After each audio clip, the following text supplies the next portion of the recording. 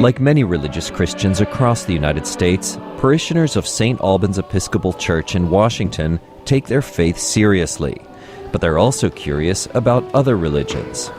So after a recent Sunday Mass, they filed into their community hall to listen to Akbar Ahmed, a professor of Islamic Studies at American University.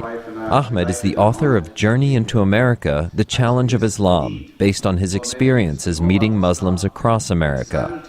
As he stood under the banner of the Christian martyr that's this church's namesake, Ahmed spoke to the parishioners about the differences among America's 7 million Muslims. Ethnic divisions, political divisions, ideological divisions. He said many Muslims he met while traveling across the country told him the United States is the best place in the world to be a Muslim. But that was before controversy flared over a proposal by a New York imam to build a community center 2 blocks from where the World Trade Center once stood. Ahmed says that showed him that the wounds of the September 11th attacks are still raw. It also taught me that Muslim leaders are capable now in America of taking an action, not having thought through the consequences, and by that action creating so much controversy that it drags in the rest of the Muslim community and the rest of America. Ahmed says he personally feels the center should be built elsewhere. But he praises Christians, Jews, and others who stood up for the rights of Muslims to build mosques in their neighborhoods. So from this crisis, we do see some very hopeful signs of people conscious that it's not just an issue of Islam that's being debated, but it's an issue of American identity. What does it mean to be American? After his speech, Ahmed faced tough questions. But parishioner Wayne Williams says he bears no ill feeling against Muslims. The events of 9/11 have not changed my view of Islam.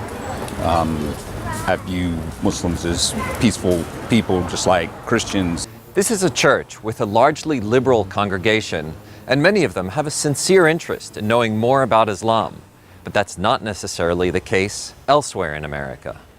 In Florida, the pastor of a tiny church opposed to the planned Muslim center in New York threatened to burn a Quran in public. Reverend Jim Wallace tried to diffuse the resulting controversy.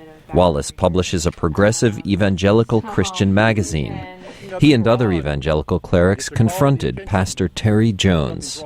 Wallace recalls how one of them warned the Florida pastor about the possible consequences for Christian clergy elsewhere.